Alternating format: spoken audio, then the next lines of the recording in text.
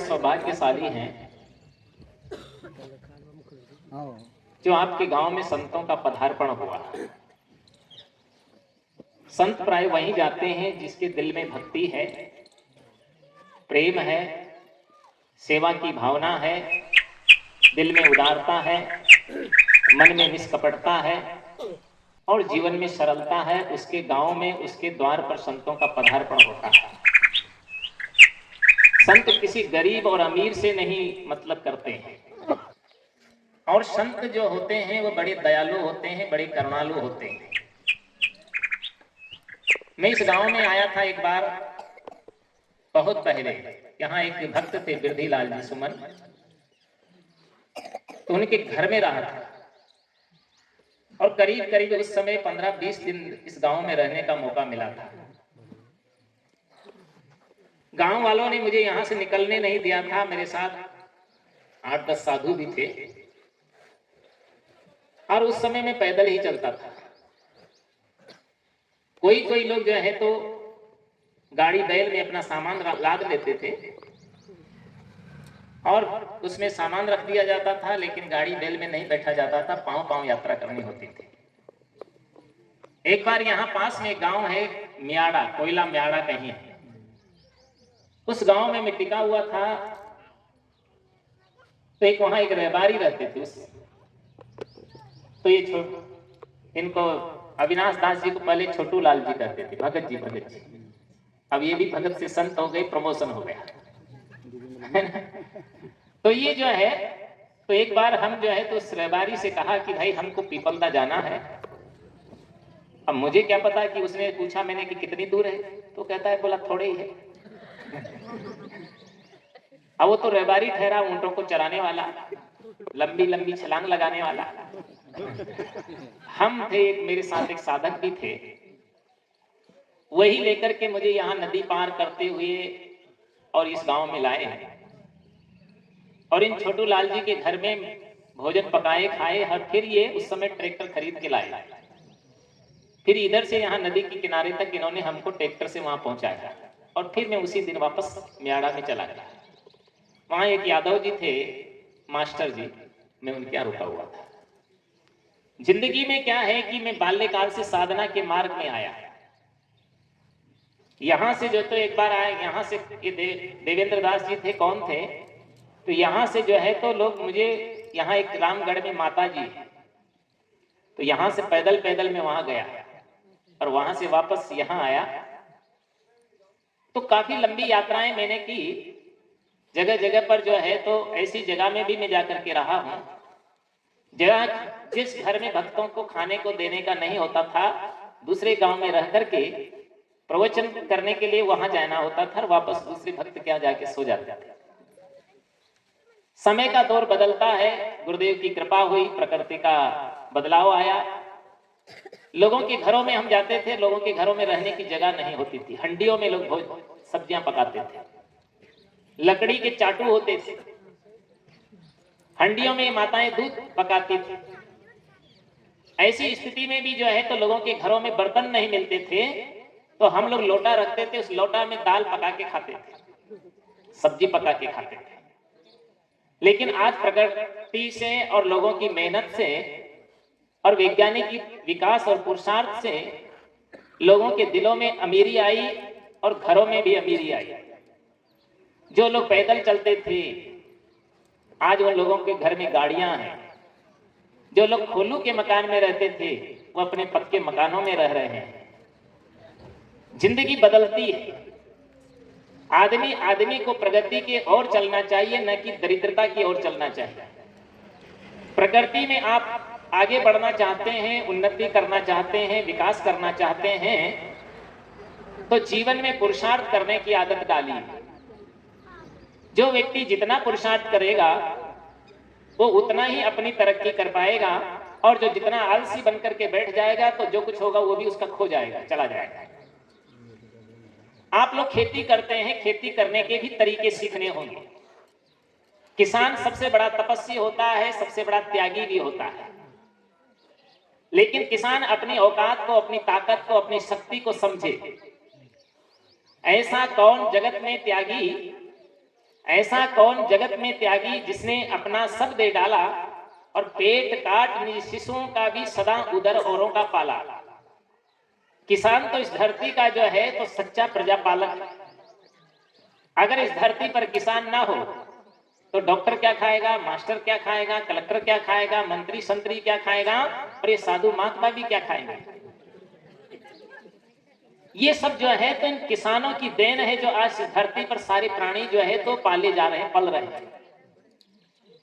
बस जीवन में याद रखिए कि आप अपने जीवन को भी अच्छा बनाने का काम करिए, अच्छी मेहनत करिए, वो भी तरीके से करिए, आलसी बनकर के मत बैठिए। कितने लोगों के पास ढेर सारी जमीनें होती फिर भी लोग जहां के तहीं पड़े रहते, और किसी के पास थोड़ी होती तो भी बहुत तरक्की कर जाते हैं। क्यों ऐसा होता है कि वो कुछ करना नहीं चाहते, हाथ पे हाथ धर के बैठे रहना चाहते। हमारे यहाँ लोगों को ये पढ़ाया गया कि यहाँ आपको कुछ नहीं करना है, सब भगवान ही कर देगा, है ना। आपको कुछ नहीं करना है, बस आप तो क्या करें कि आप तो आराम करिए, भगवान सब कमा के तुमको दे देगा। लेकिन ऐसे नहीं होता। तुलसी जी ने मानस में एक चौपाई लिख डाली, लोग उसका उदाहरण देते हैं कि नहीं कलि कर्म न धर्म विवेक और राम नाम अवलंबन एक। कलयुग में न धर्म की जरूरत है, न कर्म की जरूरत है, और न विवेक करने की जरूरत है। तो क्या आंखों में पट्टी बांध लें? जिंदगी में याद रखिए कि कर्म करिए। कबीर साहब कहते नहीं नहीं, जब तक कर्म नहीं करोगे। एक ने दोहा लिख दिया कि आपको कुछ नहीं करना है, दास मलुका कह गए सबके दाता राम। क्या अगली पंक्ति पूरी करो, अजगर करे न चाकरी, पंथी करे न काम, दास मलुका कह गए सबके दाता राम। ऐसी ऐसी चौपाइयां सुना सुना करके देश के लोगों को आलसी और प्रमादी बना दिया गया। आप विदेशों में चले जाइए, वहां लोग बैठना पसंद नहीं करते हैं, वहां के लोग मेहनत में अपना विश्वास रखते हैं। जिंदगी में हम लोगों को दरिद्री रहने का कारण क्या हुआ? भारत दरिद्र क्यों रहा? अभी तक भी यहाँ के राजनेता यही चिल्लाते हैं गुलाम रहा, भारत गुलाम रहा। जो भारत सोने की चिड़िया थी वो आज भी उसको यही चिढ़ा रहे हैं। अरे अगली पंक्ति के बच्चों को ये मत सुनाइए कि देश गुलाम रहा था, और वही सुना सुना के आज के भारत के हर बच्चे के मन में गुलामी करने की ही चेष्टा हो रही है। वही संस्कार उनके दिल दिमाग में भरे जा रहे हैं। आप गुलाम नहीं हैं, आप तो सांसा है। आप अपनी औकात को तो समझिए। भारत का हर बच्चा निर्भय हो, हर बच्चा पुरुषार्थी हो, हर बच्चा जो है तो उमंग वाला हो, हर नागरिक जो है तो अच्छे कर्म करे, और हर व्यक्ति आगे बढ़े, अपनी तरक्की करे। ये जिंदगी में याद रखिए, हौसला बुलंद रखिए। इन माइयों को भी चाहिए अपने बच्चों को डरपोक मत बनाइए। इन माताओं को देखा मैंने, एक छोटा छोटा बच्चा होता है तो एक माँ अपने बच्चे को जो है तो मेरे पास लाई मत्था टिकाने के लिए। मैं लोगों को बार बार कहता हूँ, मत्था टिकाने के लिए लाई तो उसके दाढ़ी में काला, गाल में काला, गरम में काला, हाथ में काला, जहां देखो काला काला। तो मैंने पूछा इसके काला काला क्यों लगा रखा है? बोला अगर इसके काला नहीं लगाया जाएगा तो इसको नजर खा जाएगी। मैंने कहा जिसके बच्चे स्वस्थ मस्त हैं, मोटे ताजे हैं, साफ सुथरे हैं, उनको तो नजर नहीं खाती, और इसके नाक मुंह से पंडाला बह रहा है, इसको नजर खा जाएगा। अब बताइए, बच्चों को गंदे मत रखिए, बच्चों को डरपोक मत बनाइए। बच्चे जो है तो माताएं क्या करती, छोटे बच्चे रहते हैं, काम करने में बाधा डालते हैं, और जब काम करने में बाधा डालती है माइयां बड़ी चालाक होती, उसको झूले में डालती, कपड़ा उड़ाती, जबरदस्ती नहीं नींद आती तो भी थपथपा कर सुलाती, सो जा सो जा, और नहीं सोता है तो कहती कि हाबू खा जाएगा। वो हाबू उस बच्चे के दिमाग में ऐसा घर कर जाता है कि जिंदगी भर उसके दिमाग में भर जाता है, वो बच्चा डरता रहता है। हम बच्चों को वीर बनाएं, बहादुर बनाएं, साहसी बनाएं, उत्साही बनाएं, और उनको धनी बनाएं। हम उस देश के नागरिक हैं जिस देश के बच्चे शेरों की संतान से खेला करते थे। जब बच्चा रोता था उसकी माँ कहती थी बेटा क्यों रोता है, जाओ सामने में शेर बैठा है, उसका कान पकड़ करके उसके मुख में अंगुली डाल करके और उसके दांत गिन करके बताओ उसके मुख में कितने दांत हैं। और वो बच्चा जाता था, उस शेर का कान पकड़ता था, और शेर का कान पकड़ करके और उसके मुख में जो है तो अंगुली डाल करके गिन के बताता था कि इतने दांत हैं। ऐसे बच्चे बना रहे हैं जो एक कछुआ, एक बिल्ली, एक चूहे से घबराते हैं। बच्चों को निर्भय बनाने की आदत डालिए, बच्चों को अच्छा बनाइए, अच्छा भी खिलाइए, तब बच्चे अच्छे बनेंगे। आप बच्चों को क्या खिलाते हैं? अर्गल बर्गल क्या क्या खिलाते हैं आजकल? च्याऊ म्याऊ च्याऊ म्याऊ क्या खाते हैं रे? ऐसे जैसे कोई केंचुए खा रहे हैं, ऐसी ऐसी चीजें उनको खिला रहे हैं। ये गंदी चीजें, ये बिना काम की फालतू चीजें उसको मत खिलाइए। बच्चों को खिलाने के लिए आपके घर में दूध है, दही है, घी है, मक्खन है, मेवा है, फल है, अनेक प्रकार की साग सब्जियां है, अच्छी चीजें खिलाइए। क्यों कचरा खिलाते हो बच्चों को पेट में? क्या उनको तुमने क्या समझ रखा है बच्चों को? ये कंपनियां वाले तुमको ठगते हैं, तुम्हारे बच्चों का शोषण करते हैं, उनके माइंड में ऐसा कचरा भर देते हैं जो कचरा ही खाते हैं। जिंदगी में याद रखिए, बच्चों को कचरे से बचाइए। हनुमान जी क्या खाते थे? क्या खाते थे हनुमान जी? फल खाते थे। लेकिन जिसकी खोपड़ी में एक गदा जमा देते तो अकल ठिकाने आ जाती, क्या नहीं आ जाती? कृष्ण क्या खाते थे? मक्खन खाते थे। एक माई मेरे पास आई, बोला मेरे बच्चे का दिमाग ठीक नहीं काम करता है, अच्छा पढ़ता नहीं। मैंने कहा खिलाती क्या? वो कहती क्या खिलाती हूँ कि 2 अंडे रोज खिलाती हूँ। बोला 2 अंडे रोज खिलाती हूँ। तो मैंने कहा धैर्य रखो, ये जब बड़ा हो जाएगा, तुम तो 2 अंडे रोज खिला रही हो, जब यही तुम्हारा बच्चा बड़ा होगा तो 2 डंडे तुम्हारी खोपड़ी में रोज जमाएगा, तब तुम्हारी अकल ठिकाने आएगी। बच्चों को क्या खिलाना चाहिए ये भी तुमको अकल नहीं। और कहते हैं हमारा बच्चा पढ़ता नहीं, इसका दिमाग काम नहीं करता है। गुरु महाराज आशीर्वाद दीजिए ताकि बच्चा अच्छा पढ़ जाए। मेरे आशीर्वाद देने से लोगों और यहाँ दुनिया में भारत में इतने बाबा हैं, अगर भारत में आशीर्वाद से ही सब काम होता तो भारत की दरिद्रता तो कब की चली गई होती। यहाँ इतने देवी देवता हैं, लेकिन इन देवी देवताओं से पूरा नहीं पड़ा। देवी देवताओं को भी लोग उठा उठा के ले जा रहे हैं। आए दिन अखबारों में आप पढ़ते होंगे कि मनुष्य की इतनी नीयत खराब हो गई है कि अमुक जगह जो है, अभी कुछ दिन पहले ही आया था राजस्थान में, कहीं 50 लाख का जो है तो उसके सामान चुरा के ले गए मंदिर से। देवता ने चूं से मुंह भी नहीं किया। एक बार में यहाँ विजयपुरा कोई गांव है विजयपुरा, कहीं पड़ता है हरियाणा के आसपास में। एक बार मेरे को वहां एक हमारे संत थे, उनका नाम था अटल साहब, बड़े अच्छे संत थे। वो हमको अपने गांव में ले गए, बहुत दिन से कहते थे कि हमारे गांव में चलिए। अब भैया गर्मी का सीजन था, हम लोग चले गए। एक भगत उनके भाई के हमको रख टिका दिया। तो गर्मी का समय था, तो शाम के वक्त हम वहां नहाने के लिए चले गए। तो कुएं में जो है तो नहाने के लिए वहां पहुंचे, तो वहां पर एक जो है तो देवता का चबूतरा था।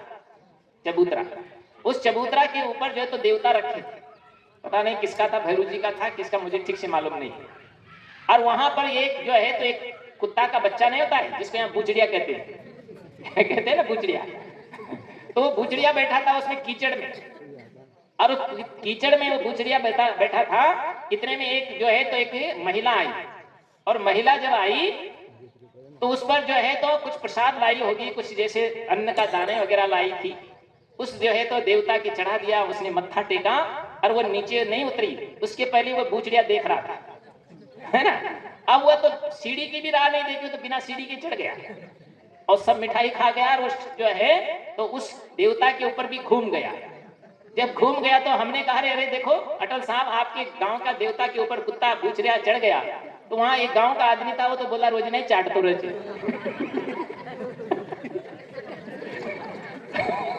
अब बताइए, वो अपनी रक्षा नहीं कर पाते हैं, तुम्हारी रक्षा क्या करेंगे। आज मनुष्य की बुद्धि इतनी विपरीत हो गई। दुनिया में 3 प्रकार के लोग होते हैं, ध्यान दीजिएगा। एक होता है इंसान, दूसरा होता है शैतान, और तीसरा होता है भगवान। अब आप क्या बनना चाहते हैं ये आपके ऊपर निर्भर करता है। कोई इंसान वह है जो बांट करके खाता है, शैतान वह है जो लूट करके खाता है, और भगवान वह है जो अपना भी दूसरों के लिए लूटा जाता है। जिंदगी में याद रखिए कि आज इंसान की नीयत खराब हो जाने के कारण भारत के सारे देवी देवताओं को सेंट्रल जेल की हवा खाने का नंबर आ गया, सबको ताले में बंद रहने का नंबर आ गया। एक जगह में कथा करता था राधा कृष्ण मंदिर में, वहां प्रवचन करता था, और प्रवचन करने के बाद जब प्रसाद बढ़ जाता था तब जो है तो ताला लग, जो मैं उठ के चलता था पुजारी ताला लगा देता था। तो एक दिन मैंने पूछा, अरे पुजारी जी, ये मंदिर में ताला क्यों लगाते हैं? क्या भगवान कहीं भाग जाएंगे? तो पुजारी बहुत ईमानदार था। कोई कोई पुजारी बड़े ईमानदार होते हैं, बहुत अच्छे होते हैं, और पुजारियों को अच्छा होना भी चाहिए। मंदिरों में अच्छे ही पुजारी रखो, जो बीड़ी पीता हो, शराब पीता हो, गुटखा खाता हो, तंबाकू खाता हो, अनेक प्रकार के नशे करता हो, ऐसे पुजारी को मंदिर में प्रवेश मत दीजिए, और ऐसे पुजारी को दान भी मत दीजिए। कहा है, धूम्रपानम रता विप्र दान दत्वा तुयो नर दातारो नरक यान्ति ब्राह्मण ग्राम सुकर। जो ब्राह्मण है या साधु है जो धूम्रपान करता है, उसको कभी दान मत दीजिए। याद रखिएगा, धूम्रपानम रता विप्र। इसलिए ब्राह्मण को, साधु को सुधर जाना चाहिए, पुजारियों को सुधरना चाहिए, और अपने जीवन को आदर्श बनाना चाहिए। ऐसे जो शराबी है, जुआरी है, और बीड़ी सिगरेट पीने वाला है, गुटखा खाने वाले से तो भगवान भी परेशान रहता है, ये कहाँ आ गया गंदा आदमी। उसके घर की पत्नियां परेशान है तो क्या देवता परेशान नहीं रहेगा? मुख से गंध आती है तो ठाकुर जी परेशान नहीं रहेगा? आप समझ लीजिए, उसने जो है तो उस ऐसे पुजारी मत रखिए। इसीलिए कहा धूम्रपानम रता विप्र। जो विप्र होकर के और धूम्रपान करता है, ऐसे ब्राह्मण को दान नहीं देना चाहिए। अगर फिर भी आप लोग देते हैं तो दातारो नरक यान्ति। जो दान देगा वो तो नरक में जाएगा, और ब्राह्मण गांव का शोर वो करके नाली साफ करेगा। ये मैं नहीं कह रहा हूं, ये शास्त्र की बात है। जिंदगी में याद रखिए, इसलिए जीवन में ऐसी चीजों का उपयोग नहीं करना चाहिए। ब्राह्मण क्या है, आप लोगों को भी नहीं करना चाहिए। हर मनुष्य ही ब्राह्मण है। कबीर साहब ने कहा ब्राह्मण कौन है? उन्होंने कहा ब्राह्मण को भी समझिए। ब्राह्मण क्या है? जितेंद्रिय, धर्म पर, स्वाध्याय, निरत शुचि, कामो क्रोधो वसो यस्य तम देवाय ब्राह्मण विदु। जो जितेंद्रिय हो, ब्राह्मण के लक्षण युधिष्ठिर जी ने महाभारत में बताया। जो जितेंद्रिय हो, धर्म परायण हो, धर्म का आचरण करता हो, अंदर बाहर की पवित्रता रखता हो, जितेंद्रिय, धर्म पर, स्वाध्याय और सदग्रंथों का स्वाध्याय करता हो, निरंतर निरत शुचि और पवित्रता रखता हो। कितने कितने लोग इतने गंदे होते हैं कि उनके पास बैठने का मन नहीं करता। एक साधु से, एक पंडित जी से मैंने कहा, अरे कम से कम साफ सुथरे तो रहा करो। तो कहता है मन साफ होना चाहिए, तन साफ हो या ना, क्या फर्क पड़ता है? अरे तुम्हारा मन साफ है कि नहीं पता नहीं, पहले तन को तो साफ कर लो, अपने घर को तो साफ कर लो, अपने जीवन को तो साफ कर लो, तब तो आपका लगेगा कि ये मन भी इसका साफ है कि नहीं। तो जीवन में याद रखिए कि जितेंद्रिय, धर्म पर, स्वाध्याय, निरत शुचि ही, कामो क्रोधो वशो यस्य। जिसने काम को, क्रोध को, इंद्रियों को, मन को अपने वश और कंट्रोल कर लिया है, तम देवाय ब्राह्मण विदु। वही सच्चा ब्राह्मण देवता लोग मानते हैं, और देवताओं की दृष्टि में वही ब्राह्मण होता है। इसलिए हर नर नारी को चाहिए कि हम सब ब्राह्मण बने। और कबीर साहब की भाषा में अगर आप समझें तो सीधी बात कहते हैं, ब्राह्मण का एक ही सूत्र देते हैं, ढाई आखर प्रेम का पढ़े सो पंडित होए। पोथियां, पुराण, शास्त्र, उपनिषद, गीता, भागवत, रामायण, बीजक, ये सब पढ़ने से कोई ब्राह्मण नहीं होता। हमारे यहाँ कबीर पंथियों को ब्राह्मणों से ज्यादा चिढ़ होने लगी। ये साधु लोग भी अपराधी हैं। ब्राह्मण भी तो मनुष्य ही है, कोई जानवर है? ब्राह्मण हो या क्षत्रिय हो, चाहे वैश्य हो या शूद्र, ये लोगों को विभाजन बना दिया गया है। मूल में सब मनुष्य। मनुष्य अगर मनुष्य की भाषा का प्रयोग करता है तो मनुष्य है, और मनुष्य होकर के भी बांटने का काम करता है तो जीवन में कभी मनुष्य नहीं हो सकता। इसलिए किसी को बांटने का काम मत करिए, हम सबको जोड़ने का काम करें। और जोड़ेंगे कैसे? जब आपके दिल में प्रेम छलकेगा तब। इसलिए कबीर साहब कहते हैं कि प्रेम पाट का चोलना, पहर कबीरू नाच, पानिक दीनो तास को, जो तनमन बोले सांच। प्रेम रूपी पाट का वस्त्र पहनो, इस दुनिया में नृत्य करो। नृत्य करने का मतलब केवल हाथ ऊंचे करके कूदना फांदना ही नहीं है। प्रेम वह है जिससे एक दूसरे का दिल से दिल मिल जाए। जब लग दिल पर दिल नहीं, तब लग सब सुख ना है। कबीर साहब कहते हैं, दिल का महरम कोई न मिलिया, जो मिलिया सो गर्जी। और कहें कबीर आसमान ही फाटा, क्यों कर सीवे दर्जी।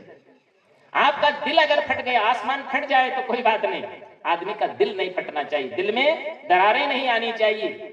और दिल में दरार भी कभी आ गई तो जुड़ने का तत्काल उपाय सीख लीजिए। कबीर साहब ने कहा, सोना सज्जन साधुजन टूट जुरे सो बार, कूजन कुंभ कुम्हार का एक ही धका दरार। सोना होता है, आपने देखा है, सोना के लिए सब लालायित रहते नहीं रहते। सोना जो होता है बहुत मूल्यवान होता है, आभूषण बनाते हैं ना सोना का। सोना टूट जाता है फिर भी उसको पिघलाइए तो वापस जुड़ जाता है, क्या नहीं जुड़ जाता है? हर आदमी के मन में सोना पाने की इच्छा होती है, लेकिन सोना में कहीं, जिसके पास ज्यादा सोना हो गया तो उसका सोना ही खत्म हो जाता है, क्योंकि उसकी रखवाली में जागना पड़ता है उसको, है ना? तो ज्यादा सोना चांदी के भी चक्कर में मत पड़ो। कभी कहा है कि ना सोना काम आएगा न चांदी आएगी, सज धज कर जिस दिन मौत की सजादी आएगी, और ना सोना काम आएगा न चांदी आएगी। मैं दिल्ली में था, एक बार जन शताब्दी से मुझे कोटा के लिए आना था। एक मेरे जो टिकट था, मेरी सीट थी वो खिड़की के किनारे थी। तो एक महिला आई, उसने कहा गुरुजी आप मेरी सीट पर बैठ जाइए, मेरे को खिड़की के पास बैठ जाने दीजिए। तो मैंने कहा क्यों बैठ जाने दे? उसने कहा नहीं नहीं आप कृपा करिए, मैं उधर बैठ जाऊं, आप इधर बैठ जाएं। मैंने कहा अपनी अपनी सीट पे बैठना चाहिए। उसने बार बार कहा तो मेरे को भी दया आ गई। मैंने कहा इसका मन नहीं मान रहा है तो वे बैठ रहे। अब भैया ऐसा अद्भुत नजारा हुआ कि जैसे वो उस सीट पे जाकर खिड़की के किनारे बैठी और मैं उसकी सीट पे साइड में बैठ गया। इतने में गाड़ी ने सीटी दिया, और सीटी दिया, गाड़ी रवाना हो गई। अब पता नहीं कोई शैतान था उस प्लेटफार्म पर नीचा नीचा चल रहा था, और जैसे स्पीड पकड़ी उसने उसके गले में हाथ डाला और उसकी चेन तोड़ दिया। किसकी? उस औरत की। वो चिल्लाई, वो कहती मेरी चेन चली गई। अरे मैंने कहा चेन चली गई? तो यही तो मैं कह रहा था तो तेरी सीट पे बैठ, हमारी तो क्या लेता हो, क्या तोड़ता? हमारी कंठी पहनी होती तो तेरा कोई कुछ नहीं बिगाड़ पाता। और सोने की पहनी थी तो गलाई उसका बेचारी, अब रोने लगी, चिल्लाती है। मैंने कहा चेन गई तो गई, तेरा दिल का चेन तो चुप रहा। क्यों? तो ये सोना है। सोने के चक्कर में सीता जी भी परेशान हो गई। सीता जी को भी सोने का मृग चाहिए था, और वो भी इतनी लालच में आ गई कि सोने का मृग लाओ, राम जी से कहती है। उन्होंने कहा कि नहीं इसके चक्कर में ज्यादा मत पड़, सोने का हिरण नहीं होता है देवी। लेकिन देवी नहीं मानी, स्त्रियों को सोने में ज्यादा मोह होता है, पतियों से लड़ जाती, भिड़ जाती है। एक कहती थी अरे हमारे तो पड़ोसन के देखो नाक में है, कान में है, पैर में है, हाथ में है, और मेरे तो कुछ नहीं। पति ने कहा कि भाई क्या बताएं, तुम्हारे इतनी हमारे घर में आमदनी नहीं है। उसने आमदनी में क्या करना है, उनके घर में दूध का व्यापार होता था, दूध भैंसियां देती थी। उसने कहा आप दूध बेचने जाते हो और बड़ी ईमानदारी से बेचते हो, ऐसे काम नहीं चलेगा, मेरा जो तो पैसा मैं कमा लूंगी। बोला कैसे कमाएगी? कि मैं आधा दूध में पानी डालूंगा, लेकिन दूध का पैसा तुम लेना, पानी का पैसा मैं लूंगी। उसने कहा पानी का पैसा तुम लोगी? उसने कहा पति ईमानदार था, बोला ग्राहकों के साथ बेईमानी नहीं करनी चाहिए। उसने कहा बेईमानी का पाप मुझे लगेगा, क्यों टेंशन पालते? अब भैया वो जो तो मिलाने लगी, जो है तो 25 लीटर दूध होता था तो 25 लीटर पानी सरकाने लगी, 50 लीटर हो गया, और जब आते ही आधा पैसा 50-50 कर लेते। जब एक महीने में पैसा जब ढेर सारा उसके पास इकट्ठा हो गया, तब पति से कहा कि ये लो पैसा, और मेरे जो है तो पहनने का आभूषण बना लाओ। तो बोला कौन सा आभूषण चाहिए? बोला और तो इसमें ज्यादा बड़ा बनेगा नहीं, नाक का बना लाओ, नाक का, है ना? नाक की नथुनी बना करके लाया, और ला करके उसको दिया, और वो बड़ी खुश हुई, पहन करके पूरे मोहल्ले में चेक कराया। है ना? स्त्रियां चुप नहीं रहती, सबको चेक कराया, देखो देखो मैं कैसी लग रही हूँ। तो सबने कहा आज तो तुम महारानी जैसी लग रही, खुश हो गई। अब दूसरे दिन नहाने गई नदी में पहन करके, और नहाने गई तो नदी में जैसे ही उसने जो है अपना घूंघट उखाड़ के और नदी में डुबकी लगाया, और वहां एक मछली थी, उसने देखा कोई लाल लाल खाने की चीज है। अब जैसे ही उसने नाक डिबोई और खाने की चीज समझ करके मछली आई, उस नथनी को तोड़ के ले गई। अब तोड़ के तो ले गई, और जब तोड़ के ले गई तो रोती रोती घर आई, नाक से ब्लड बह रहा था। पति ने कहा क्या हो गया? अरे कहा आप कल बढ़िया अच्छी नथनी बना करके लाए थे, और आज मछली मेरी नाक काट के ले गई। तब उसका पति ने कहा मैंने तेरे को पहले ही कहा है कि बेईमानी नहीं करना चाहिए। उसने कहा कि क्या हुआ, तुमने बेईमानी किया इसलिए जो है, तो उसने कहा पानी का पैसा पानी में और नाक कटी बेईमानी में। बेईमानी में नाक भी चली गई। तो जिंदगी में याद रखो, सोने के चक्कर में देखो कितनी तकलीफ सहना पड़ गया। जानकी को सोने से प्रेम था, दूसरे की जान खतरे में डालना चाहती थी, हिरण को मरवा करके और उसका चाम निकलवाना चाहती थी, लेकिन प्रकृति ने कितना बड़ा दंड दिया जानकी को कि देवी तुझे सोने से ज्यादा प्रेम है तो ऐसा करो कि ये तुम्हारा जो है जब सोने से ज्यादा प्रेम है तो तुम्हें सोने की लंका में ही भेज देते, और वो सोने की लंका में चली गई, लेकिन जानकी को सोने की लंका में चैन नहीं मिल पाया। तो जिंदगी में याद रखिए कि आप अपने जीवन में व्यथित मत होइए, चिंतित मत होइए, आप ऐसा काम करिए। सबसे अच्छा आभूषण है सीलवान बनिए। सीलवान सबसे बड़ा, सब रत्नों की खान, और 3 लोक की संपदा रही सील में आन। नारियों का सबसे बड़ा आभूषण होता है सील। सील का मतलब होता है अपना स्वभाव को शांत रखिए, निर्मल रखिए। पुरुषों को भी सीलवान होना चाहिए और पुरुषार्थी होना चाहिए। मेहनत करने में कभी मत कतराइए। देवी देवताओं को तो कौन पुकारता है, आपको पता है? तुलसी जी ने बहुत अच्छी बात कही। मानस पढ़े हो आप लोग, रामायण पढ़ा करो रामायण को। जब रामायण पढ़ोगे तो आपके अंदर दिव्य चक्षु खुलेंगे। गीता पढ़िए, बीजक पढ़िए, अच्छे अच्छे ग्रंथ पढ़िए। आप पढ़ेंगे तो उसमें आपको बड़ा साहस और ताकत मिलेगी। उसमें कहा कि देवताओं को कौन पुकारता है? वो कहते हैं कादर मनकर एक अधारा, और देव देव आलसी पुकारा। देवताओं को कौन पुकारता है? जो आलसी होते हैं, जो निकम्मे लोग होते हैं, जो कुछ नहीं करना चाहते हैं, मुफ्त में सब मांगना चाहते हैं, वो लोग देवताओं को पुकारते हैं। जो मेहनत करेगा तो उसको किसी की जरूरत नहीं पड़ती। 6 बातें याद रखिए, चाहे वो स्टूडेंट्स हो, चाहे किसान हो, चाहे व्यापारी हो, चाहे नेता हो, चाहे साधु हो। कहाँ है उद्यम साहस धैर्य बुद्धि शक्ति पराक्रम?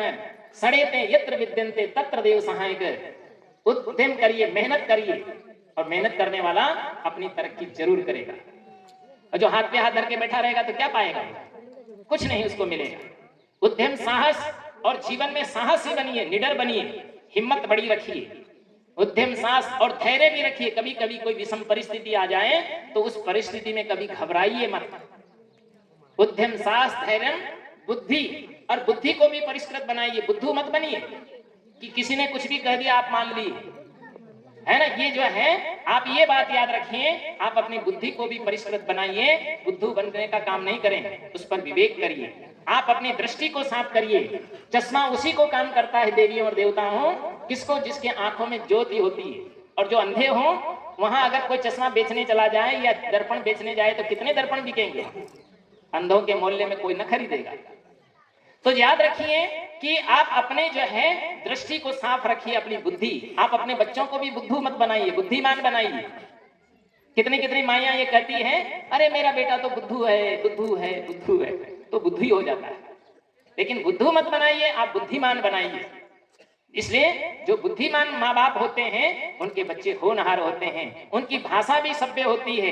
देखिए, जिन सभ्य घराने के बच्चे होते हैं साफ सुथरे होते हैं, गलत खाते नहीं, गलत पीते नहीं, गलत बोलते नहीं। और असभ्य घराने के बच्चों को देखिए भद्दी भद्दी गालियां देते हैं। न उनको बैठने का ढंग, न बोलने का ढंग, न जीने का ढंग, न चलने का ढंग, न रहने का ढंग। और माँ बाप को भी जो है तो चिढ़ाते रहते हैं, माँ बाप की भी नहीं सुनते, है ना? एक घर की घटना है, एक पिता घर में आया और उसका बच्चा था बड़ा। उससे कहा कि जा बेटा पानी का गिलास भर ला। तो उसने कहा छोटे से कह दो। वो छोटे लड़के की तरफ इशारा करता है, छोटे भाई से नहीं कहते हो, मुझे ही कहते हो। तो छोटे से कहा कि बेटा तू ही एक गिलास भर के पानी ले आ। उसने कहा पापा आप भी गजब करते हो, अरे मैं छोटा सा लड़का और मुझको हुक्म कर रहे हो, अरे आप ही पानी भी पी आइए और मेरे लिए भी एक गिलास ले आइए। अब बताइए, उससे भी ज्यादा माइंडेड निकला। क्यों? तुमने बच्चों को सेवा करना नहीं सिखाया।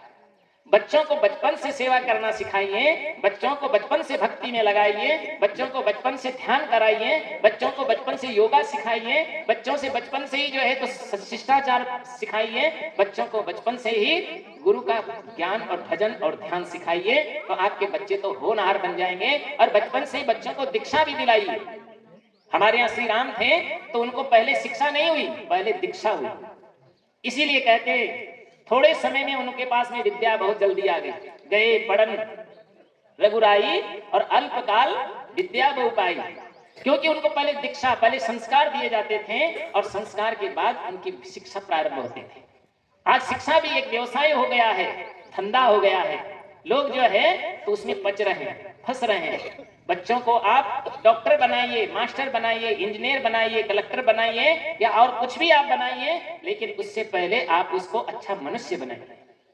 अगर अच्छा इंसान बनेगा तो आपका बच्चा अच्छा डॉक्टर बनेगा, अच्छा वकील बनेगा, अच्छा मास्टर बनेगा, अच्छा साधु बनेगा, अच्छा नेता बनेगा। और नहीं तो वहां जाकर के भी भ्रष्टाचार ही करेगा, वहां जाकर के भी डॉक्टर बन करके भी पानी का इंजेक्शन लगाएगा, है ना, तुमको नकली दवाइयां देगा और तुम्हारा शोषण करेगा। जिंदगी में याद रखिए, उसको अच्छा बनाइए, इसलिए अच्छा इंसान बनाना बहुत आवश्यक है, इसलिए बुद्धिमान बनाइए। तो बुद्धि भी आपकी परिष्कृत होनी चाहिए। बुद्धिम साहस धैर्य बुद्धि शक्ति, और बच्चों को शक्तिवान भी बनाइए। एक शक्तिवान पहले नाटक नहीं आता था, लेकिन वो शक्ति नहीं है, वो तो दिखावटी थी। आप अपने बच्चों को मजबूत बनाइए। ऐसा नहीं है कि फजूल की चीजें खिलाओ, उनको बढ़िया व्यायाम कराइए और उनको बढ़िया गाय का दूध पिलाइए। एक गाय जरूर पालिए सब अपने घर घर में, है ना। गाय और माई आज दुखी है इस देश में, न गाय की सेवा हो रही है न माई की सेवा हो रही है। इसलिए गाय की भी सेवा अच्छी करिए और माई की भी सेवा अच्छी करिए। देखो, बच्चों को गाय का दूध पिलाएंगे तो बच्चे बछड़ी की तरह उछलेंगे तुम्हारे, और भैंस का दूध पिलाओगे तो पाटा की तरह ऊँगेंगे। ये पक्की बात है। भैंस का दूध क्या करता है, वो आदमी को प्रमादी बनाता है। एक जो है, आप उसको ने देखा होगा, बस भैंस का बच्चा जब पैदा होता है, गाय का बछड़ा पैदा होता है, तो गाय का बछड़ा जन्मते उछलने कूदने लगता है और भैंस का बच्चा खड़े खड़े ऊँगने लगता है ना। आप रास्ते में जा रहे हैं और रास्ते में जा रहे हैं, अगर भैंसे मिल गई तो तुम कितने भी हॉर्न लगाओगे, ठस से मस नहीं होगी। और गाय का बच्चा या गाय मिल जाएगी तो एक हॉर्न में ही रास्ता दे दे। और आज उसके दूध पी पी करके ये माइयां और ये भाई लोग सब भैंसों की तरह हो गए, वो भी रास्ता नहीं छोड़ना चाहता। कितना भी हॉर्न मारो तो ठस से मस नहीं हो। अरे सही तरीके से चलो, रास्ते में एक तरफ चलिए, बीच में क्यों चलते। जिंदगी में जीने का तरीका होना चाहिए। तो जीवन में आप शक्तिवान भी बनिए और साथ साथ भक्तिवान भी बनिए। अगर आपके पास शक्ति तो आई लेकिन गुरु की भक्ति नहीं आई, तो वो शक्ति का प्रयोग वो तुम्हारे बच्चे तुम्हारी खोपड़ियों में करेंगे। इसलिए जो है शक्तिवान बनना है और साथ साथ हमें भक्तिवान बनना है। अगर हम भक्ति करेंगे तो हमारे जीवन में आत्मानंद मिलेगा, जीवन खुशहाल होगा, सदाचारी बन जाएंगे, दया हमारे अंदर आएगी, प्रेम का दीपक जलेगा और जीवन में आनंद और शांति की अनुभूति होगी। और नहीं तो आपस में कुकुर बिल्ली की तरह लड़ेंगे। इसलिए जो है तो कबीर साहब कहते हैं, भूख भूख कुकर मर गए, है ना। जिंदगी में याद रखिए, आपस में लड़िए मत, भिड़िए मत, आपस में प्यार और प्रेम की भाषा को समझिए। हमारा देश भारत है, ये भारत तो वह देश है जहाँ सोने की चिड़िया कहलाती थी और यहाँ का हर बच्चा बच्चा देवता, हर बच्चियां देवियां होती थी। चंदन है इस देश की माटी, चंदन है इस देश की माटी, तपोभूमि हर ग्राम है और हर बाला देवी की प्रतिमा, बच्चा बच्चा राम है। लेकिन इनको हम राम और देवियां नहीं समझते, हम तो अपने नकली बना बना करके देवी देवता तैयार कर रहे हैं, अपने मन का देवता बनाते हैं। मन के देवता काम नहीं करेंगे, आपको असली देवता समझाना पड़ेगा। भारत में हर चीज आज नकली बिक रही है, चीजें भी नकली बिक रही है, मिलावटी बिक रही है। क्यों? यहाँ के लोग नकली से ज्यादा राजी हैं, तो विदेशी कंपनी यहाँ नकली माल भेजती है और वो समझती है यहाँ के लोग बेवकूफ हैं, भारत के सब नकली से राजी है। क्यों? यहाँ के लोगों के तो देवी देवता ही नकली है। आपको यही समझ नहीं आता। मनुष्य को अपनी ताकत याद करना है, वो आप याद करिए हनुमान चालीसा की चौपाई, आपन तेज समारो आपे, बोलो आपन तेज समारो आपे, और तीनों लोग हाँफते कांपे। आप अपने तेज को, अपनी शक्ति को, अपने आत्मबल को पहचानिए तो आपके लिए दुनिया में कोई कार्य कठिन नहीं होगा। मैं लोगों को बार बार कहता रहता हूँ कि तुम्हारे अंदर कितनी ऊर्जा है, तुम जिसको भी छू दो वही जो है तो महान बन जाता है। मनुष्य लकड़ी को छू दे तो फर्नीचर तैयार कर देता है, लोहे को छू दे तो ट्रेन बनाकर चला देता है, इस्पात को छू दे तो प्लेन बनाकर उड़ा देता है, और एक अनगढ़ पत्थर को छू दे तो भगवान बना के पूजा देता है, हनुमान बना के पूजा देता है। और मनुष्य की नियत बदल जाए तो वो बेच के भी सफा कर जाता है। इसीलिए तो सारे देवी देवताओं को जो है ताले में बंद रहने का नंबर आ गया। तो मैंने पुजारी जी से पूछा, ये मंदिर में ताला क्यों लगाते हो? तो मंदिर के पुजारी जी बहुत सच्चे थे, अच्छे थे। उन्होंने कहा कि गुरुजी इसलिए लगाए जाते हैं ताले। मैंने कहा किस लिए लगाए जाते हैं? बोला इसलिए लगाए जाते हैं मंदिर में ताले कि डर है कोई बेच न डाले, इसलिए ताले लगाए जाते हैं। अब बताइए कितना गलत हो रहा है। इसलिए हमें वास्तविकता को समझिए, अपनी शैतानपना का त्याग करके हमें इंसान बनना है, भगवान बनना है। इसीलिए किसी ने कहा संकल्प हो हमारा इंसान हम बनेंगे, और इंसान बन गए तो भगवान भी बनेंगे। भगवान किसे कहते हैं? जो दूसरों के काम आता है। इसीलिए तो किसी ने गाया, आप भी दो पंक्तियां गुनगुनाइए। किसी के काम जो आए उसे इंसान कहते हैं। किसी, बोलो ना भाई,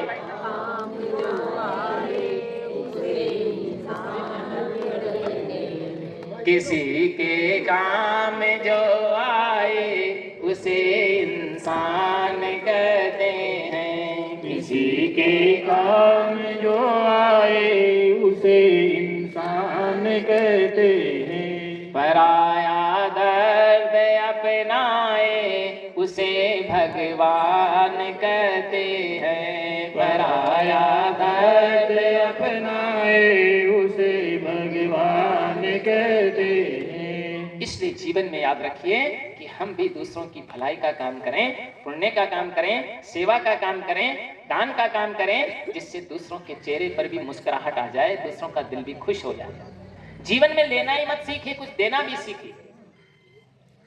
जो आदमी देता है वो खुश रहता है, जो लेता है वो भी खुश रहता है। अगर आप लेते भी नहीं है, देते भी नहीं है, तो कोई आपकी जेब काट के ले जाता है तो फिर ले जाने वाला भी दुखी है और जिसका चला गया वो भी दुखी है। लेकिन जिंदगी में आप कुछ खेत में बोना सीखिए। जैसे आप खेत में बीज डालते हैं तो किसके लिए डालते हैं? खेत के लिए बोते हैं?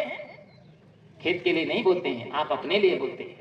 लेकिन वही बीज जब अंकुरित होकर के खेत में आता है और खेत में जब बीज पैदा होता है तो वही बीज अनेकों गुना आपको देता है। ऐसे जीवन में आपकी कमाई में से कुछ हिस्सा आप पुण्य में लगाइए। कहीं गौशाला में, कहीं गौशाला में, कहीं धर्मशाला में, कहीं चिकित्सालय में, कहीं औषधालय में, कहीं सत्संग में, कहीं जो है वहां जाकर के उसको पुण्य में लगाइए। अगर आप पुण्य में लगाते हैं तो जीवन में वो पुण्य आपको खुशियां देगा। और जो जीवन में कुछ नहीं देता है तो उसको कुछ मिलने वाला भी नहीं है। इसीलिए कहावत बन गई है कि खाया पिया अंग लगेगा और दिया लिया संग चलेगा और बचा खुचा के जंग लगेगा, है ना। खाया पिया अंग लगेगा, दिया लिया संग चलेगा और बचा खुचा के जंग लगेगा। इसलिए जीवन में कुछ देना सीखिए, कुछ पुण्य की कमाई भी करना सीखिए।